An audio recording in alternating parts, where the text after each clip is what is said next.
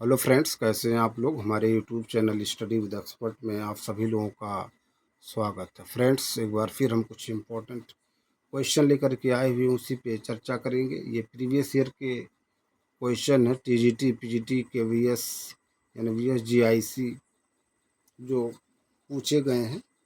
आप लोग भी ज़्यादा से ज़्यादा प्रैक्टिस कीजिए, रिवीजन कीजिए और अपना नोट्स बनाइए।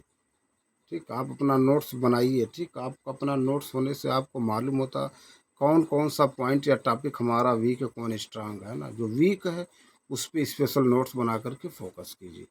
किसी भी एग्ज़ाम को क्वालिफाई करने का सबसे बेस्ट तरीका है ज़्यादा से ज़्यादा प्रैक्टिस, ज़्यादा से ज़्यादा रिवीजन और अपना नोट्स बनाना। ये 3 पॉइंट बहुत महत्वपूर्ण होते हैं दोस्तों। ठीक है, तो चलिए टाइम को ना वेस्ट करते हुए टॉपिक पे आते हैं। पहला क्वेश्चन कहना है, बर्नार्ड शॉ का प्रत्यक्ष प्रभाव लेकर सन 1935 ईस्वी में हिंदी में एकांकी नाटक की रचना किसने की? भुवनेश्वर प्रसाद, उदयशंकर भट्ट, रामकुमार वर्मा, उपेंद्र नाथ अश्क।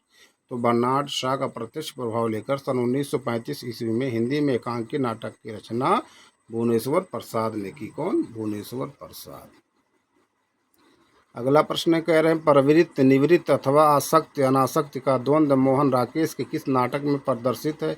आधे अधूरे, पैर तले की जमीन, आषाढ़ का एक दिन, लहरों के राजहंस। तो प्रवृत्त निवृत्त अथवा आसक्त अनासक्त का द्वंद्व मोहन राकेश के लहरों के राजहंस नाटक में प्रदर्शित है। लहरों के राजहंस नाटक में प्रदर्शित है।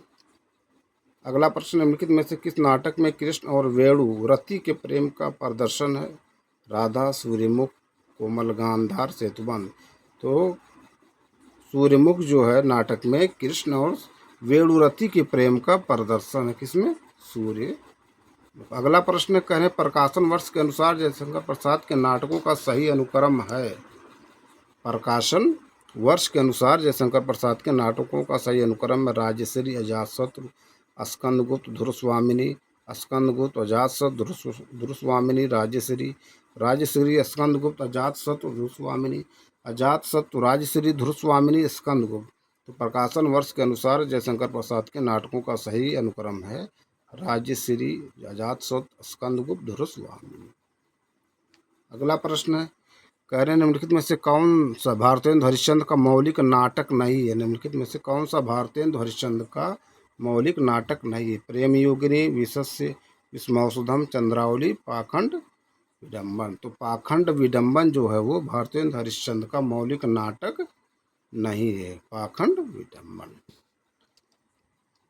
अगले प्रश्न पे चलते हैं। कह रहे हैं, दृश्य तत्व साहित्य की किस विधा का अनिवार्य वैशिष्ट्य है? दृश्य तत्व साहित्य की किस विधा का अनिवार्य वैशिष्ट्य है? कहानी, उपन्यास, कविता, नाटक। तो दृश्य तत्व साहित्य की नाटक विधा का अनिवार्य वैशिष्ट्य है। किसका? नाटक का। अगले प्रश्न में चलते हैं। करें, निम्नलिखित में से किस ऐतिहासिक नाटक की रचना भारतेंदु युग के नाटककार श्रीनिवास दास ने की है? निम्नलिखित में से किस ऐतिहासिक नाटक की रचना भारतेंदु युग के नाटककार श्रीनिवास दास ने की है? अमर सिंह राठौर, संयोगिता स्वयंवर, महाराणा प्रताप, नील देवी। तो संयोगिता स्वयंवर ऐतिहासिक नाटक की रचना भारतेंदु युग के नाटककार श्रीनिवास दास ने की। अगले प्रश्न पे चलते हैं। करें, धुरस्वामिनी नाटक का चरित्र निम्नलिखित में से कौन सा है?